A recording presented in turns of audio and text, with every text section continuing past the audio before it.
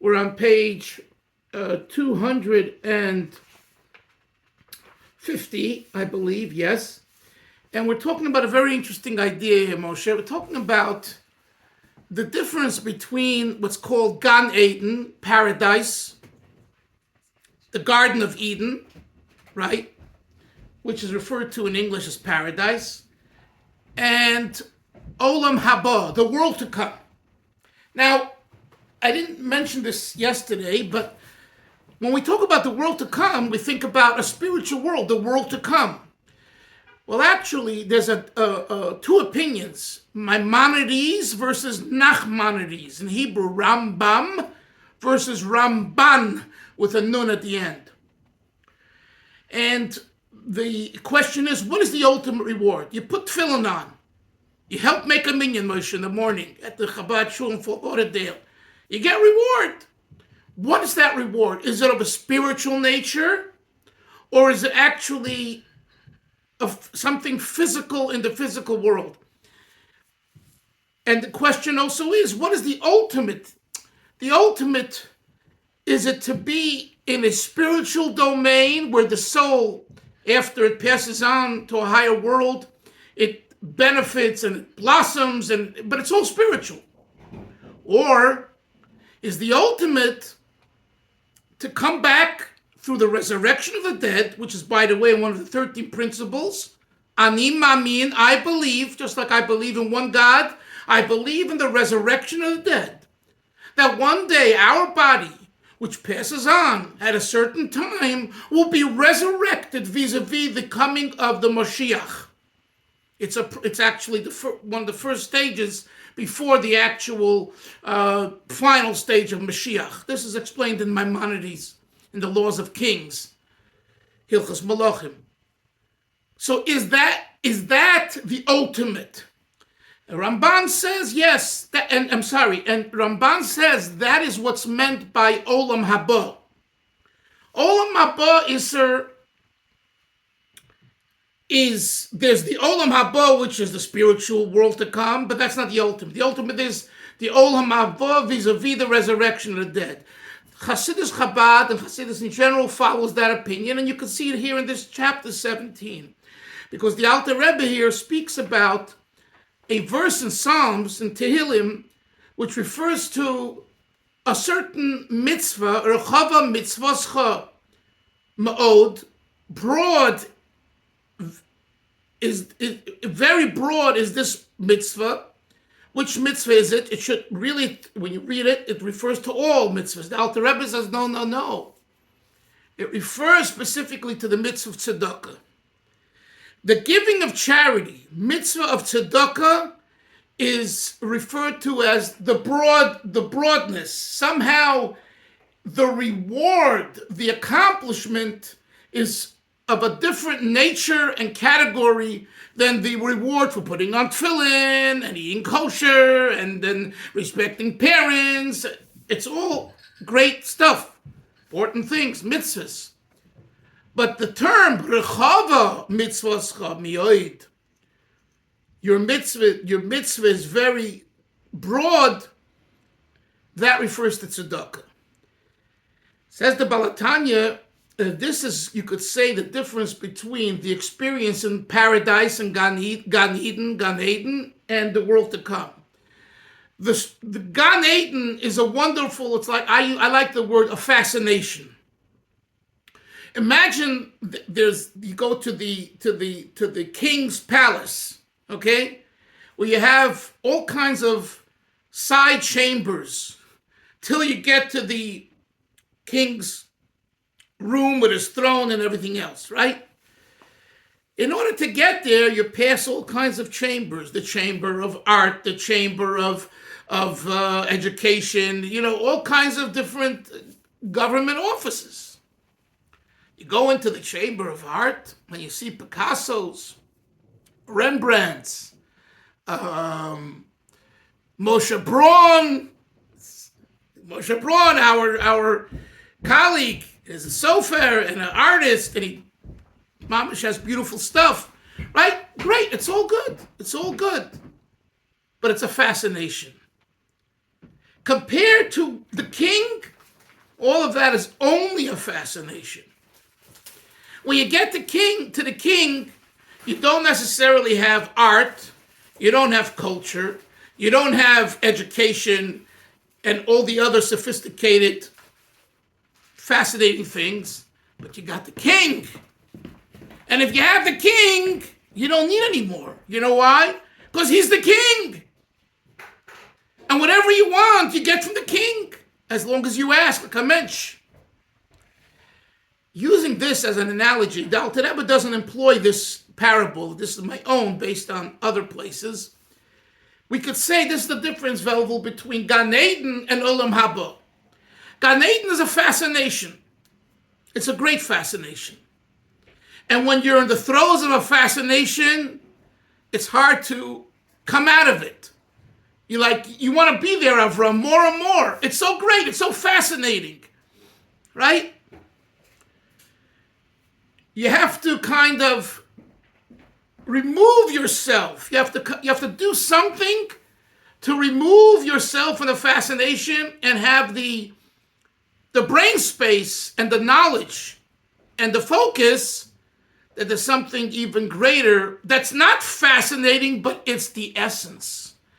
You see, fascination is only a temporary state. Today I'm fascinated with riches, tomorrow I'm fascinated with honor. The third day I'm fascinated with something else. And so we go from fascination to, essence. You don't go anywhere. It's you. If it becomes you, you have it. It's not as though I have another king to choose. The king is I, and I am the king. This is a very, very important insight into human psychology and into Torah, into relationships. You know when relationships break up? When it's only a fascination. And I'm not talking about an inappropriate fascination. We're talking about even a healthy, but it's a healthy fascination. If two spouses look at each other as fascinating each other, each one whatever they bring to the table, that relationship can break up. I'm not saying it will, but it can break up. Because I'm fascinating today with this aspect of yours, and you're fascinating with this aspect of mine, and in 10, 15 years, I lose that fascination. I want another fascination. Goodbye, Charlie. But when you see relationships, and you see marriage and other relationships, Torah relationships, as, like I told you the story with the chassid, who's praying, his talus is over his head. His name was Shmuel Betzalel the Rashbatz. He was a chassid at Tzemach Tzedek. And his wife comes in and she pulls the talus off. She says, Shmuel, it's 2:00, Shabbos afternoon. What are you praying for? The kids are home. Come make kiddush. I haven't eaten. I'm hungry. And she pulls his talus off and she goes storming out of shul, expecting him to take his talus off now, wrap it up, whatever, and get home and make kiddush, right? His colleague, Reb Shmuel Ber, another Reb Shmuel Ber Barisever, another chassid of Tzemach Tzedek, watches all this. And he goes over to him and he says, you made a mistake marrying this lady. If she doesn't understand how important it is for you to daven to Hashem on Shabbos, even though it makes the Kiddush a little later and all that, then you and her are on two different pages, and it's a mistake. It's not. And you know what he answers him? He says, Shmuel, logically you're right, but what should I do that the Tzemach Tzedek, the holy Tzemach Tzedek, the third Lubavitcher Rebbe, he made the blessing of chuppah and kedushin. He gave us the chuppah and kedushin under the canopy, so I should now make his blessing in vain? No. And the story is a very profound story. The story is demonstrative that a relationship of Torah, if sanctioned from Torah, Rebbe, Halacha, it is a godly experience. And if you live with that, it's not about me making a mistake. This is it. In other words, it's not that she wasn't upset and had a right to be upset, and he miscalculated who he's marrying, because should have been marrying a woman who didn't care if he davened until 5 o'clock. You understand? But that's not where it's at. That's all a fascination. That's all a condition. That's all a situation. But if you look at your marriage, at your relationship, that God blessed this, how can you say God made a mistake? God didn't make a mistake. I made a mistake. So now the question is it about me or about God? And this is what Chassidus talks about without using these words and concepts that, that I'm sharing, more of from a psychological human perspective. But Chassidus puts it in different ways. And in this particular chapter 17, Igeres HaKodesh, the Alter Rebbe sees this as the difference between Gan Eden and Olam Haba, Olam Atchiyah, the world to come through the resurrection. And the Alter Rebbe says you should know that Gan Eden is only what he calls here Memale Kol Almin. It's the energy of God that pervades the world based on the world's conditions and terms. And that's not the ultimate.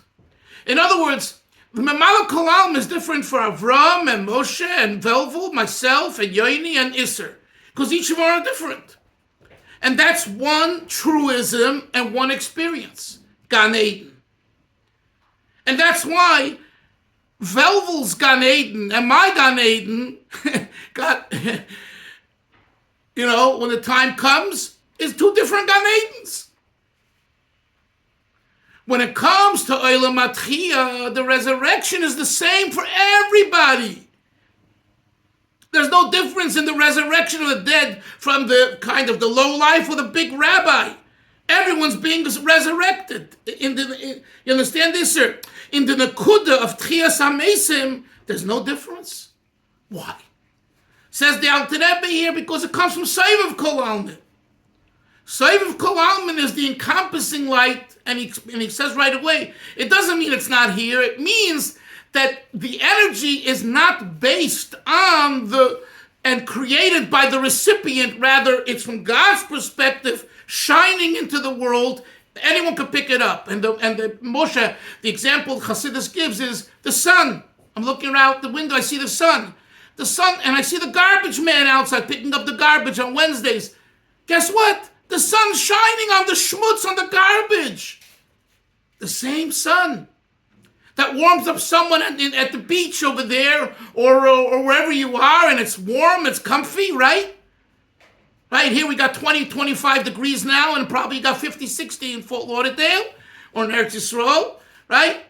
But it's the same sun. So the sun doesn't change, the sun shines. How we perceive the sun and what we do with the sun and how we use the sun, that makes a difference. Each one of us ultimately decides. That would be what we call Memale within Sovev, which is another discussion. Maybe we'll speak about it another time. Let's now go to the text. I hope this monologue was useful. We're on page 250, and we are at the dot. There's about 7-8 lines from the bottom. The last two words on the line. V'zeu she'omer Razal. V'zeu she'omer Razal, and this is the meaning to the statement of the sages. It says that as a reward, the crown is on their head.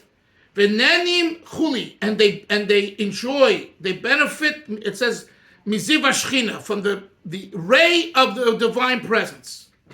So the Alter Rebbe looks now at the words Atorah and Shechina. You'll see. Atorah hi pchinas makiv v'sovev. Atorah, right? Isser people in your shul, I don't know if you wear one, an Atorah on the talis. They have this, silver lining on top that goes over. It's called an Atorah. An Atorah really means a crown. It surrounds you. It's pchinas makiv v'sovev hanikra keser. And we call this in Kabbalistic words and concepts the crown, the keser. Meloshin kaiseres. Keser Avram is associated from the etymology of the word is surrounded, koseres.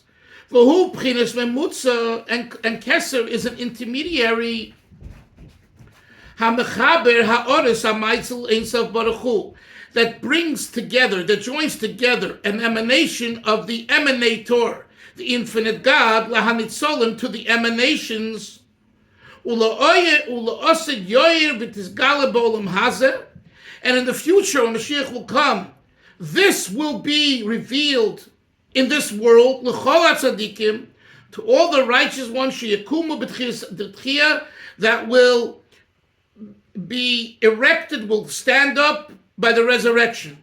Now look what the Alter Rebbe does in this little parentheses, Chevra. Look how he's so precise. He puts a parenthesis here. When you talk about Yoni tzaddikim, you talk about tzaddikim.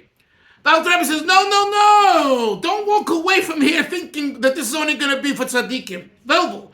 He puts a parenthesis, va'amech kulam tzaddikim. And your nation are all tzaddikim. You hear that? And he inserts it here in a parenthesis to teach you there's the Tchiyas HaMesim will be for everyone. Now, there's a difference, and the Rebbe already brings it, that for tzaddikim, actual righteous people, it'll be right away, and the others will take time, whatever. But the concept is that the overall idea of Tchiyas HaMesim, the resurrection, is for all Jewish people. Okay? This is what the sages say, Asidim tzaddikim sheyoimru lifneim kodesh. In the future, when Mashiach comes, people will say before tzaddikim, holy, kodesh. Ki kodesh u'prinis muvdul she'ena begeder hasoga v'das. The concept of holy means separate. It's so holy that it's separate than from the ordinary. Ki u'l'mayla prinis chochma v'das, it's shebegan Eden. This level of kodesh is separate from the level of wisdom in Gan Eden. Ki ha-chochma, we're now on top of the next page, Kuf Chavov. Ki ha-chochma me'ayin timotzi. It says, chochma me'ayin, from where timotzi will you find it? Ksiv. In other words, chochma is baffled. Why is chochma baffled? Because you're talking about ayin. You're talking about nothingness. So even though chochma is only a nakuda germ, and it's just a point, but it's still a point.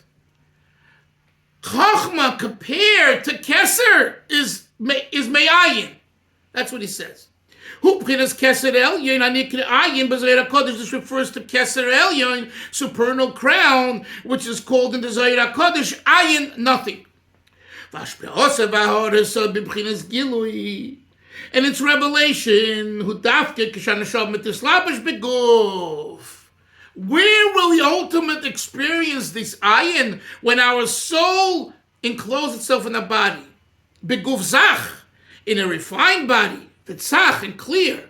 Acharat chiyah, after the resurrection. Guys, all our stuff and all our shtick and all our nonsense, when we come back through the resurrection, it's going to be gone. He doesn't say it here, but, one of the ways is it begins with Gehenna, or purgatory, the Jewish concept of purgatory, where you're going to go through that spiritual wash machine to wash out the stains of ketchup and coffee stains and all the schmutz that we pick up throughout the life because of our foolishness that we do, right? So that's going to be rinsed away and washed out, and when the soul comes back to the body, it's tzach, it's clear, it's refined. Kinos tchilosem b'seifa, dafke. And the Alter Rebbe employs here a very important concept. For the end is wedged in the beginning, v'seif ma'aseh machshava tchila, and the end, which is action, ascends in thought first. Kenoida. And I want to explain this. So, who's building a house here? Any of your kids building a house? Okay. When you build a house, you say like this, right? This is what I want.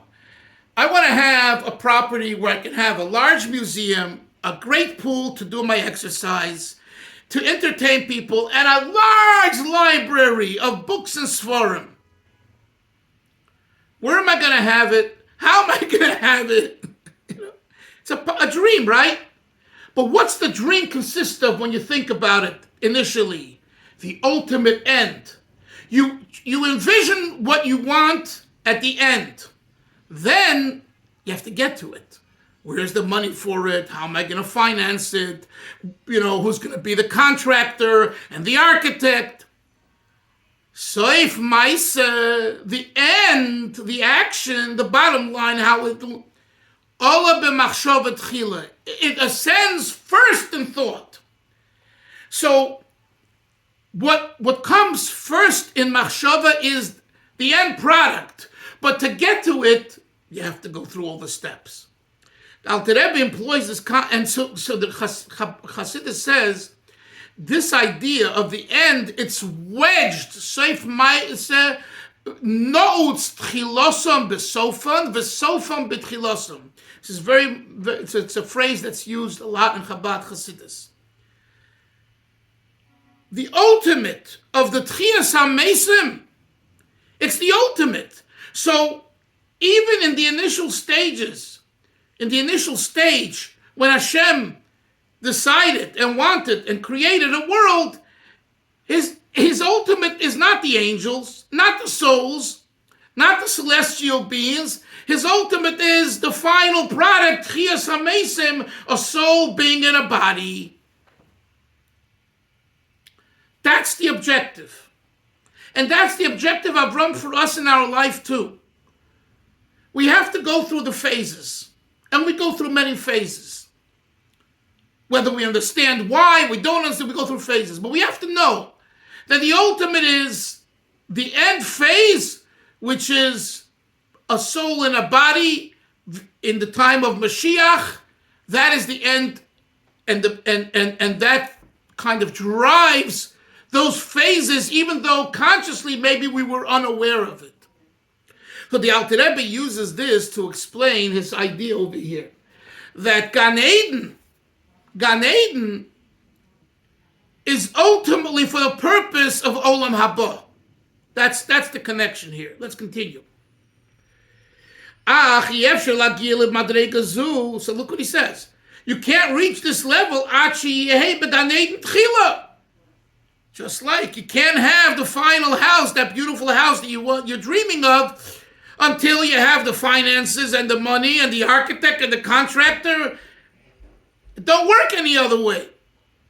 So too, in order to experience Olam Haba, you must first go through Gan Eden. Which over there you comprehend the supernal wisdom. Skip the brackets. Kifum shiru delay, everyone based on their own capacity. The Tal Torah mechayehu, and he quoted this idea that the dew of Torah enlivens us, because it says that the dew will bring up the body from the earth, will happen through the dew. And he quotes the verse, and this will make it come back. Now it goes to the beginning of the chapter. This mitzvah is broad. He mitzvah tzedakah. This refers to tzedakah. It's a vessel and a broad space and a wide space. It's a very wide space. It's so wide that there's room for the infinite God to invest itself there. As it says, levushay tzedakah. We say that, during the Yom Noiroim. Levushay tzedakah. God's garment is tzedakah. It will shine in the future in an infinite way. With free chesed, through our arousal, which is called derech Hashem. Remember, he quoted the verse earlier, derech Hashem. So why does it say the word mi'oid? It could have said Rechava mitzvascha. Your mitzvah of tzedakah is very broad in the sense of same of kolalman. What mi'oid? Why mi'oid? Very broad. Shubli gvul v'tachlos, because the word mi'od means very much so, referring to no boundaries, breaking all stereotypes, all laws of convention. He's quoting another verse. To all ends, I see an end. What a statement. Tichla refers to the cessation of the soul as it's experienced in Gan Eden, and that's a great fascination. But it has an end. It has a limit. B'tzimtzum, canal. Ulchol tichla hu lefi sheyesh kama v'kama milas u'madregas Gan Eden zeh l'mayla mezeh. And why does it say l'chol tichla, to all ends? Because there's all kinds of levels in Gan Eden. Adruma milas to the most exalted level.